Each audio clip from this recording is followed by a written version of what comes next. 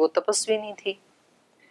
तो कस्यचित्तु अथ कालस्य यक्षि पुत्रं व्यजायत मारीचम नाम दुर्धर्षम यह शापात राक्षसो अभवत सुंदे तु निहते राम। हे राम, कुछ काल के बाद सुंद की मृत्यु हो गई और सुंदे निहते तु, सुंद को मार देने पर अगस्त ऋषि सप्तमम, तो ऐसे लग रहा है कि इनको भी निहत कहा ना, उसकी हत्या की, तो शायद ये अगस्त ऋषि ने ही उनको मारा है। सुंदे तु निहते राम अगस्त ऋषिम सप्तमम, ऐसे तपस्वी अगस्त ऋषि जो हैं इनकी तरफ ताटका सहपुत्रेण प्रदर्शयितुम इच्छति, अपने पुत्र सहित वो अगस्त ऋषि को प्रदर्शयितुम, मारने के लिए, उनको पराजित करने के लिए पुत्र सहित वो उनकी तरफ आई, उनकी तरफ दौड़ी वो, कि इन्होंने मेरे पति को मार दिया तो अभी मैं इनको मारूंगी, ऐसा करके वो पुत्र सहित प्रदर्शयितुम इच्छति, उनको मारना चाहती थी। भक्षार्थम जात संरंभः गर्जन्ति साभ्य धावत आपतंतीम तु ताम दृष्ट्वा अगस्त्यो भगवान ऋषिः। भक्षार्थम जात संरंभ, तो वह संरंभ जात, क्रोध से भर करके, भक्षार्थम खाने के लिए मतलब मार डालने के लिए, गर्जंती साभ्य धावत, गर्जंती का मतलब गर्जना करती हुई, ऐसे हिंदी में इन्होंने दिया। गर्जंती का मतलब गर्जना नहीं होता है, आज तो लोक में गर्जंती का मतलब गर्जना होता है, लेकिन संस्कृत में गर्जंती का मतलब होता है बढ़ना, उससे आगे बढ़ना, तो बढ़ती हुई, गर्जंती मतलब आगे बढ़ती हुई। स अभिधावत, वो भगवान ऋषि अगस्त की तरफ, अगस्त भगवान ऋषि अभिधावत, अगस्त की तरफ वो दौड़ी। आपतंतीम तु ताम दृष्ट्वा, तो इस प्रकार उसको अपनी तरफ गिरती पड़ती दौड़ती हुई आती हुई देख करके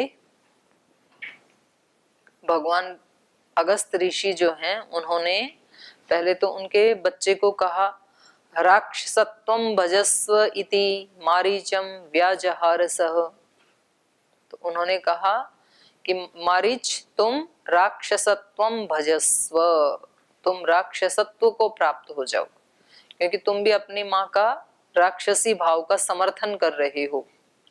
तो इस यक्ष योनि को छोड़ करके, यक्षिणी का पुत्र है ना, तो इस यक्ष योनि का परित्याग करके राक्षस भाव को प्राप्त हो जाओ, तुम राक्षसत्व को प्राप्त हो जाओ। तो ये उसमें भी बताया है, सत्य प्रतिष्ठायाम क्रिया फलाश्रयत्वम, सत्य में जो प्रतिष्ठित होता है और वो व्यक्ति यदि किसी को ऐसा बोले कि आप ऐसे हो जाओ, तो वो व्यक्ति हो जाता है ऐसा, माने उस व्यक्ति की वाणी अमोघ हो जाती है, सिद्ध हो जाती है। ऐसा बोल दिया हो जाओ और फिर वो कुछ भी करेगा नहीं, ऐसा नहीं है, वो वैसा करेगा। और ये जो बोलने वाला योगी है ये किसी को भी ऐसा बोल देगा बिना सोचे समझे, ऐसा भी नहीं है। वो देखेगा कि इस आत्मा के पीछे के संस्कार, इसका आचरण ऐसा है, आगे भी इसकी ऐसी संभावनाएं हैं, तभी वो बोलेगा, किसी को भी थोड़ी बोल देगा। तो जो आदमी सुबह से शाम तक बेड पे सोया पड़ा रहता है, तो उस व्यक्ति को थोड़ी कहेगा कि जा तू धनवान हो जा।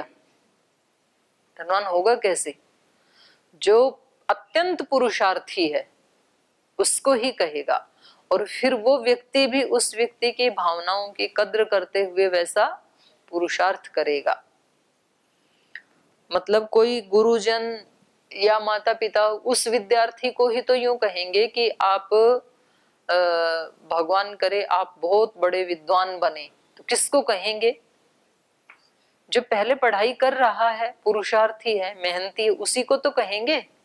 और वो व्यक्ति भी फिर उस बात को लेकर के कि मेरे गुरुजनों ने मेरे को ऐसे कहा है तो मुझे ऐसा बनना है, तो वो पुरुषार्थ करता है फिर, तो तब वाणी अमोघ होती है। तो इसलिए इन्होंने कह दिया कि तुम अपनी माँ के राक्षसी भाव का अनुकरण कर रहे हो, इसलिए राक्षसत्वम भजस्व, तुम राक्षसत्व को ही प्राप्त हो जाओ। तो इसलिए जो बड़े लोग हैं उनसे बद्दुआ कभी भी नहीं लेनी चाहिए, क्योंकि उसका प्रभाव पड़ता है। और सबसे ज्यादा प्रभाव व्यक्ति के ऊपर पड़ता है माता पिता और गुरुजनों के वाक्यों का। कोई माता पिता अपने बच्चों को ये कह दें कि तुम तो बड़े नालायक हो, तो बच्चा उस बात को भूलता नहीं है जीवन भर, उसको ध्यान रहता है कि उस समय माता ने या पिता ने या जिसको भी वो बहुत अपना घनिष्ठ मानता है उसकी बात का सबसे ज्यादा प्रभाव होता है। नेपोलियन ज्यादा पढ़ाई में इंटेलिजेंट नहीं थे बचपन में, तो उनके टीचर ने उनकी माँ को फोन किया कि हम इस बच्चे को नहीं पढ़ा सकते हैं, ये बिल्कुल डल है ये बच्चा, इसको लेके जाओ, आप ही संभालो, हम नहीं संभाल सकते। और उसका फोन आया, सूचना आई, फोन तो क्या आया, मतलब उसने कागज में लिख के दिया बच्चे को पढ़ना ही नहीं आता था। उसने अपनी माँ को जाके दिखाया कि मेरी टीचर ने ये लिख के दिया है, तो उसने पढ़ा उसको। तो बच्चे ने पूछा क्या लिख के दिया है, तो माँ ने कहा टीचर ने ऐसे लिखा है कि तुम इतने बुद्धिमान हो कि तुम्हारी बुद्धि को संभालना टीचर के बस की बात नहीं है, टीचर इतने बुद्धिशाली नहीं है, तुम अत्यंत मेधावी हो, तो तुम्हें तो तुम्हारी माँ ही पढ़ा सकती है, ऐसा लिखा है टीचर ने। तो बोले अच्छा इतना मेधावी हूं क्या मैं, उल्टा हो गया ना। और माँ उसको घर में ही पढ़ाती रही, रोजाना यही प्रेरणा देती रही। तो एक दिन फिर वो विश्व विजेता बनने का सपना देखा और उसने प्राप्त भी की इतनी ज्यादा शक्ति। तो जो माता पिता और गुरुजन कह देते हैं, गुरुजन किसी को कह देते हैं भाई ये इस ब्रह्मचारी में, ब्रह्मचारिणी में, सन्यासी सन्यासिनी में, इसमें तो बड़ी संभावनाएं दिखती हैं, तो व्यक्ति अपने को वैसे मानने लगता है और वैसे जीने लगता है। और किसी को कह देते हैं भाई इसकी तो कोई संभावना नहीं दिखती है, इस पे तो कितना भी पुरुषार्थ करो कोई रिजल्ट नहीं है, तो वो व्यक्ति अपने आप को कमजोरी मानने लगता है, डिप्रेशन में चला जाता है फिर। तो माता पिता गुरुजनों के वाक्य बहुत महत्व रखते हैं, क्योंकि बच्चा हृदय से विश्वास करता है उसके ऊपर। छोटे बच्चे होते हैं उनको अपने जो टीचर्स होते हैं वो माता पिता से भी ज्यादा उनका रेस्पेक्ट करते हैं। टीचर ने जो कह दिया, घर में भाई बहन कुछ बताएं वो बात नहीं जमती है, लेकिन स्कूल में टीचर ने जो बता दिया उसको बिल्कुल सत्य मानता है वो, उसकी बात पे वो विश्वास करता है। तो इसलिए जो पढ़ाने वाले हैं उनको प्रयास करके कभी भी किसी बच्चे को हतोत्साहित करने वाले वाक्य नहीं कहने चाहिए, क्योंकि बच्चा विश्वास करता है उसके ऊपर और फिर वो उसमें बैठ जाता है। बच्चे क्या बड़ों के भी बैठ जाता है, बच्चों को तो बैठता ही बैठता है, क्योंकि वो अभी छोटे हैं। तो बड़ा तो फिर भी थोड़ा तो एनालिसिस कर लेगा कि भाई क्या पता इन्होंने कहा है तो इनकी कैसी स्थिति हो, मैं ऐसा नहीं हूं, हो सकता है वो संघर्ष कर ले। बच्चा संघर्ष नहीं कर पाएगा, सदा के लिए बैठ जाता है उसके मन में। तो इसलिए इनको क्या कहा इन्होंने कि आप राक्षसत्व को प्राप्त हो जाओ, और वो हो गया। राक्षसत्वं भजस्व इति मारीचम व्याजहारसः। अगस्त्य परम अमर्षः ताटकाम अपि शप्तवान। और ये अगस्त ऋषि ने परम अमर्षः, अमर्ष मतलब मर्ष मतलब सहन करना, अमर्ष मतलब सहन न करते हुए, मतलब उसका जो प्रतिक्रिया थी ताटका की, क्योंकि उसके पति को किसी अपराध के ऊपर ही इन्होंने मारा होगा, अभिशाप दिया होगा, और उसको स्वीकार ना करके ये उन्हीं को ही खाने के लिए दौड़ रही है, उन्हीं को ही नष्ट करने के लिए दौड़ रही है। तो कई बार ऐसा भी होता है कि हमारे से बड़े हमारा किसी दोष को बताते हैं और हमारे अंदर उस दोष को सुनने की हिम्मत है नहीं, तो फिर हम क्या करते हैं, उससे भी ज्यादा रिएक्ट करते हैं बुराई का। महर्षि दयानंद उन्होंने उस राजा को यही तो बताया था कि आप देखो एक राजा हैं और आपका बहुत ऊंचा पद है, तो आपको इस तरह का आचरण नहीं करना चाहिए। और जिस बहन के साथ उनके गलत संबंध थे उस बहन को भी यही बताया था, उसको तो बल्कि बताया नहीं, वो वहां थी, तो उन्होंने उसके लिए अपशब्दों का प्रयोग किया कि आप एक इतने बड़े राजा होकर के क्या इस सब कर रहे हो। तो अब उसके अंदर इस सत्य को सहन करने की शक्ति थी नहीं। अगर उसके अंदर शक्ति होती तो वो उस बात को स्वीकार करती कि हाँ ये गलत हो रहा है, देखो मेरे कारण ये राजा हैं और कितने लोगों का नुकसान हो रहा है, क्योंकि यथा राजा तथा प्रजा, बड़ों का तो अनुसरण करते हैं ना। तो उस बात को वो स्वीकार भी कर सकती थी और स्वीकार करके अपने जीवन को चेंज भी कर सकती थी कि मुझे एक अच्छे मार्ग पे अच्छे आचरण करने वाली, अगर मेरी राजा के साथ मित्रता है भी तो मेरा आचरण कैसा होना चाहिए, आदर्श ही होना चाहिए, ताकि मैं सहायता कर सकूं। अब उसमें इतनी हिम्मत थी नहीं, उसने क्या किया और उससे ज्यादा रिएक्ट किया, अपराध किया, और उसने महर्षि दयानंद को ही, उसके उनके रसोइये को ही अपार संपदा देकर के खरीद लिया और उनको शीशा पीस के पिलवा दिया। तो जो आसुरी भाव हमारे अंदर होते हैं तो ये भी देखना पड़ेगा वो किस रेशो में है। अगर वो आसुरी भाव अत्यंत ऊंची स्थिति में है तो फिर जो दूसरा बताएगा हमें तो हम उल्टा उसका रिएक्ट ही करेंगे, फिर हम हमारा वो भाव और ज्यादा बढ़ जाएगा, क्योंकि हम उस सत्य को सहन नहीं कर पाएंगे। सत्य को सहन करना बहुत बड़ी हिम्मत की बात होती है। और यदि वो कम है, बलवान थोड़ा सा है और अच्छे भाव ज्यादा बलवान है और बुराई का भाव थोड़ा कमजोर है, और फिर किसी ने बताया, तो ये व्यक्ति उसको उसके ऊपर चिंतन करेगा कि ये जो कह रहे हैं वास्तव में ही ये ठीक नहीं है और मुझे इसको ठीक कर लेना चाहिए, क्योंकि मेरा जन्म ही दुरितों को दूर करने के लिए हुआ है। मनुष्य का जो शरीर मिला है, मनुष्य का जो जन्म हुआ है, इसका मुख्य उद्देश्य, मूल उद्देश्य तो वही है, अशुभ का नाश, शुभ की वृद्धि, उसी के लिए तो हुआ है। तो चलो इन्होंने ही बताया, सही, कोई बात नहीं, इन्होंने भले ही द्वेष के कारण ही बताया, भले ही गलत तरीके से ही बताया, लेकिन इसको हटाने में मेरा तो हित ही है ना, ठीक कर लेते हैं अपने को, कोई बात नहीं। तो वो व्यक्ति फिर उसको ठीक करेगा और उससे बाहर निकल जाएगा, ये उसकी ताकत बन जाएगी। तो ताटका ने क्या किया, उसके अंदर उतनी हिम्मत थी नहीं कि अपने पति के मृत्यु को वो सहन कर पाए, इसलिए वो भगवान ऋषि को ही खाने के लिए उनको ही प्रदर्शयितुम आपतंती, उधर ही दौड़ी, वो गरजंती स अभ्यधावत, उनकी तरफ ही वो गरजती हुई दौड़ी। राक्षसत्वम भजस्व मारीचम व्याजहारस अगस्त्य परम अमर्ष।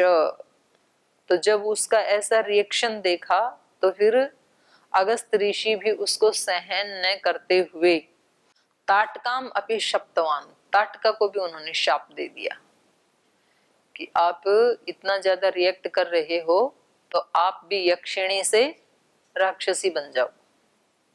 ताटकाम अपि शप्तवान पुरुष आदि महायक्षी विकृता विकृत आनना, आनन मतलब मुख, तुम कैसे बन जाओ, पुरुष आदि, पुरुषों को खाने वाली। पुरुष का मतलब ये नहीं महिलाओं को छोड़ देती थी, पुरुष का मतलब है यहाँ मनुष्य, नरभक्षी। आदि, आदि मतलब अधभक्षणे, तो आदि मतलब खाने वाली। आप भी मंत्र बोलते हो, केवलाघो भवती केवलादि, केवलादि मतलब केवल खाने वाला, केवल खाने वाला मतलब अकेला खाने वाला। केवल खाने वाला क्या हो जाता है, केवलाघ, अघ माने पाप, केवल पाप खा रहा है वो, समझ लो, जो अकेला खा रहा है, जो दूसरे को बांट के नहीं दे रहा है, अकेला अकेला खा रहा है अच्छी चीजों को, तो वो कैसा है, पापी, पाप को खा रहा है। तो यहाँ बात केवल रोटी सब्जी दाल की ही नहीं है, जो चीज भी अपने पास अच्छी है, चाहे वो ज्ञान है, चाहे वो करुणा है, चाहे वो प्रेम है, धन है, शरीर का बल है, वाणी का बल है, बुद्धि का बल है, हृदय का, भावनाओं का बल है, वो सब कैसे व्यक्ति को प्रयोग करना चाहिए, सबके हित में लगाते हुए उसमें मेरा भी हित है। तो ऐसे तो होते हैं महापुरुष, कोई रोगियों की सेवा में लग जाता है, जिंदगी भर रोगियों की सेवा करते रहते हैं। ऐसे भी ऋषि हुए कुछ। अब स्वामी जी महाराज का ही जीवन, पूरा ही जीवन किस में लग गया? रोगियों की सेवा में। योग के माध्यम से रोगियों की तो सेवा हो रही है और निरोगों की भी सेवा हो रही है। जो निरोगी हैं वो योग की तरफ आगे बढ़ रहे हैं, योगी बनते जा रहे हैं। जो योगी हैं वो उपयोगी बनते जा रहे हैं, फिर लोग के लिए भी तो उपयोगी बने। तो ऐसे जो अपने पास है उसको बांट के खाना चाहिए। अपने पास जो है वो भगवान का प्रसाद है, भगवान से मिला है हमें। तो मंदिर में से भगवान जी के यहाँ से जो हमें मिला है जो प्रसाद, तो उसको घर में आके अकेले ही खाया जाता है कि पूरे परिवार के सदस्यों को बांटा जाता है? बांट के खाते हैं ना हम। और कभी कभी तो अपने लिए तो बिल्कुल नन्हा सा ही बचता है, और तो भी अपने को परम संतोष होता है कि हम जो प्रसाद लाए थे वो हमने 10, 12, 15, 20 लोगों को बांट दिया थोड़ा थोड़ा। बहुत अच्छा लगता है बांटना। खुद खाना अच्छा नहीं लगता है। किसी दिन आप प्रसाद लाओ मंदिर में से पूरा खा लो खुद ही, यज्ञशाला में से लाओ और आपके पास बैठे थे 8-10, उनको चिढ़ाओ, तो कैसा लगेगा? अंदर से आत्मा तृप्त थोड़ी होगी, अच्छा नहीं लगता है फिर। तो ये जो अपने पास कोई गुण है छोटे मोटे भी, तो ये भगवान का प्रसाद है। इसमें हमारा अहंकार नहीं होना चाहिए कि ज्ञान मेरा, बल मेरा, धन मेरा, ये ऐसे नहीं होना चाहिए। किसी पद का, किसी प्रतिष्ठा का, किसी भौतिक वस्तु का अहंकार नहीं करना चाहिए, क्योंकि वो सब भगवान का प्रसाद है और वो उसको बांट के खाना चाहिए। दूसरों को भी उससे लाभ मिलना चाहिए। जब दूसरों को लाभ नहीं मिलता है ना, तो फिर वो चीज अदला बदली हो जाती है बहुत जल्दी। जो लोग अपने धन का सदुपयोग अपने ही भोगों के लिए करते हैं, तो फिर 1-2 पीढ़ी के बाद उनके पास धन नहीं रहता है, वो कहीं और चला जाएगा, सदुपयोग नहीं कर रहे। और जो अपने धन को अपने लिए जितना उचित है उतना अपने उपभोग में लगा के बाकी दान करते हैं, दूसरों की सेवा में लगाते हैं। तो पहले तो धनवान लोग यही करते थे, धर्मशालाएं बनाते थे, कुएं खुदवाते थे, बावड़ी बनवाते थे, अन्न क्षेत्र चलाते थे, तो ऐसे धर्म के काम करते थे वो। तो फिर उनके पास पीढ़ी दर पीढ़ी वो आती रहती है, लक्ष्मी, वो संपदा आती ही रहती है। ये बात पैसे की भी है, ये बात ज्ञान की भी है। अगर आपके पास ज्ञान है, विद्वत्ता है, तो उसको भगवान का प्रसाद समझ करके औरों को भी बांटो, वैसा दो, तब तो वो बढ़ता चला जाएगा। और नहीं तो फिर ऐसे सड़ियल व्यक्ति को थोड़े दिन में ही समाज नेग्लेक्ट कर देता है, तो फिर उसका कोई सदुपयोग नहीं हो पाया ना।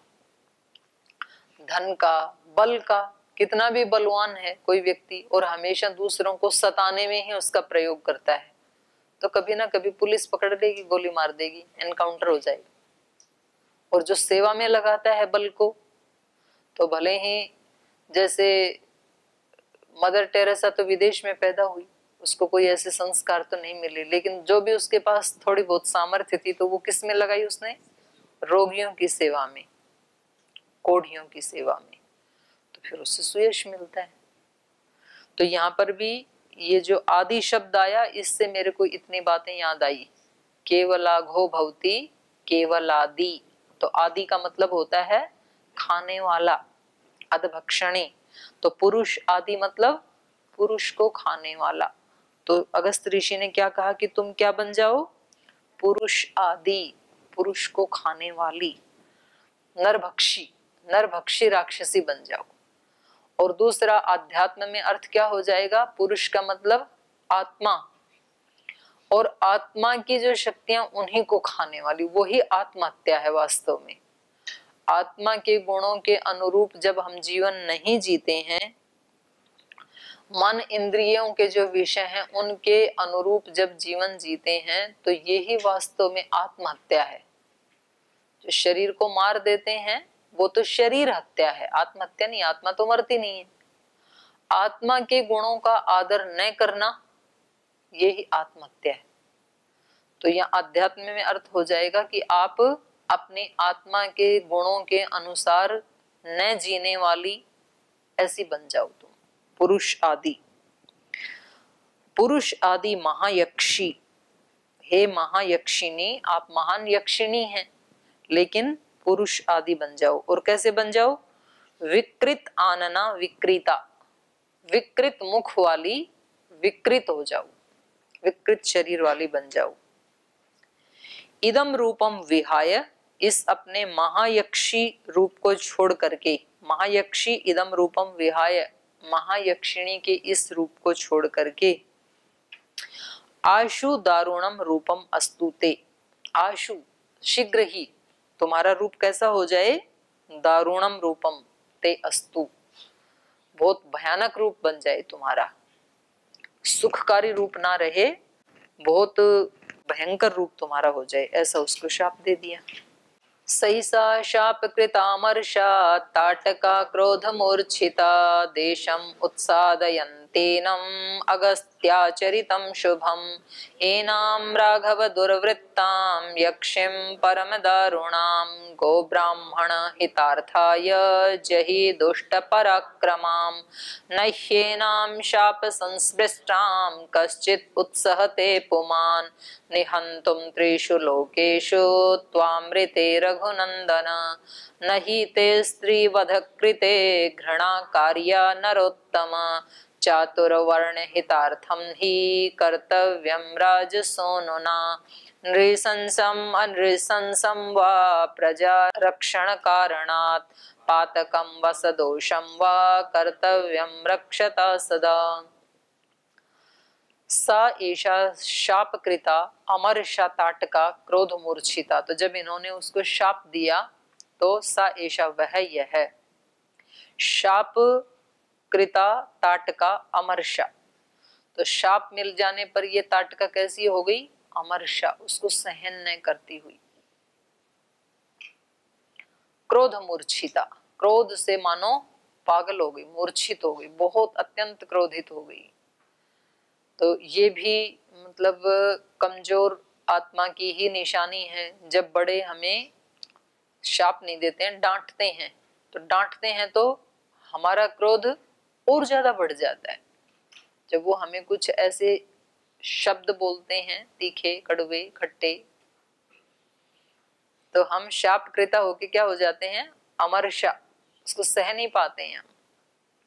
क्रोध मूर्छिता, और ज्यादा क्रोध आता है।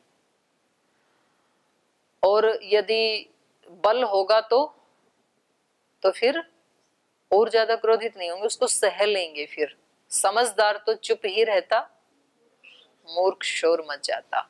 समझदार होगा, बल होगा यदि, तो कहेगा कि ठीक है, इसके ऊपर चिंतन कर लेता हूँ, देख लेता हूँ एक बार ये दोष है कि नहीं मेरे अंदर, हैं तो हटा देता हूँ, नहीं है चिंता की कोई बात ही नहीं है। तो उन्होंने बोला क्यों? कई कारण हो सकते हैं, उनकी वो जाने, उन्होंने जो भी देखा होगा उसकी चिंता मैं क्यों करूं। ये बलवान की निशानी है। तो ये जो है ये बेचारी कमजोर आत्मा है, शरीर में तो बल है लेकिन आत्मा में बल नहीं है। तो सा एषा साप कृता अमर्षा ताटका क्रोध मूर्छिता देशम उत्सादयति, सारे देश को क्या क्या कर रही है? ये प्रदेश को ही उखाड़ रही है, नष्ट किए जा रही है। देशम उत्सादयति एनम अगस्त्य आचरितम शुभम, तो कह रहे हैं कि उसी देश को उखाड़ने लगी जिसमें अगस्त्य आचरितम शुभम, जिसमें अगस्त्य ऋषि रहते थे, उसी सुंदर देश को ये उजाड़ने लगी कि अभी तहस नहस कर देती हूँ। जब माता पिता बच्चों को डांटते हैं तो बच्चे क्या करते हैं? घर में रखी हुई वस्तुओं को उठा उठा के डालते हैं, इस घर को ही अभी तहस नहस कर देता हूँ। या जहाँ भी रहते हैं तो सारे सामान को बिखेर देते हैं। तो अगस्त ऋषि ने इनको शाप दिया, तो बोले आप जहाँ रहते हो ना, इसी देश को आग लगा देती हूँ, पहले इसी को उजाड़ देती हूँ। तो उसको ही उखाड़ने लग गई। फिर देशम उत्सादयति एनम अगस्त्य आचरितम शुभम एनाम राघव दुर्वृत्ताम यक्षिम परम दारुणाम, तो इसलिए हे राघव एनाम दुर्वृत्ताम यक्षिम, इस दुर्वृत्त वाली यक्षिणी को, दुर्वृत्त माने बुरी वृत्तियां हैं जिसकी, बुरे आचरण व्यवहार हैं जिसके, परम दारुणाम अत्यंत जो भयंकर है, भयंकर यक्षिणी है, इसको गो ब्राह्मण हितार्थाय, गाय और ब्राह्मण आदियों के हित के लिए। तो गाय जो है यहाँ पर सभी पशुओं का उपलक्षण है, क्योंकि वो सब पशु पक्षियों को भी मारती थी जंगल में। और ब्राह्मण का मतलब अच्छे लोगों के हित के लिए, क्योंकि वो तो अच्छे बुरे सबको मारती थी, तो बुरे तो मरे तो अच्छी बात है, लेकिन अच्छे वाले मरे तो खराब बात है ये। तो इसलिए कहा गो ब्राह्मण हितार्थाय, गो ब्राह्मण आदि के हित के लिए, दुष्ट पराक्रमाम जही, इस दुष्ट पराक्रम वाली को आप मार डालिए, मतलब इस पे कोई आपको दया नहीं करनी है। तो ये 15 श्लोक पे छोड़ते हैं, समय हो गया, फिर आगे कल पढ़ेंगे। ओ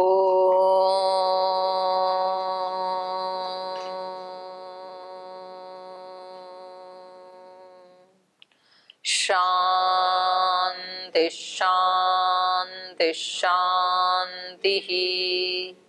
श्री गुरुभ्यो नमः। हरि के नाते से सब नाते, इससे सभी सुहाते।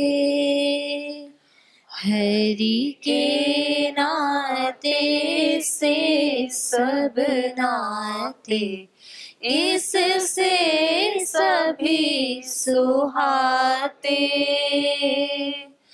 किससे वैर करेंगे प्यारे, विविध रूप धर आते। किससे वैर करेंगे प्यारे, विविध रूप धर आते। स्वार्थ बिना जो सबकी सेवा करते नहीं अघाते। स्वार्थ बिना जो सबकी सेवा करते नहीं अघाते। पर दुख दुखी सुखी पर सुख में, वो जन हरि को भाते। पर दुख दुखी सुखी पर सुख में, वो जन हरि को भाते। हरि के नाते से सब नाते, इससे सभी सुहाते। किससे वैर करेंगे प्यारे, विविध रूप धर आते। विविध रूप धर आते। विविध रूप धर आते। ओम श्री गुरुभ्यो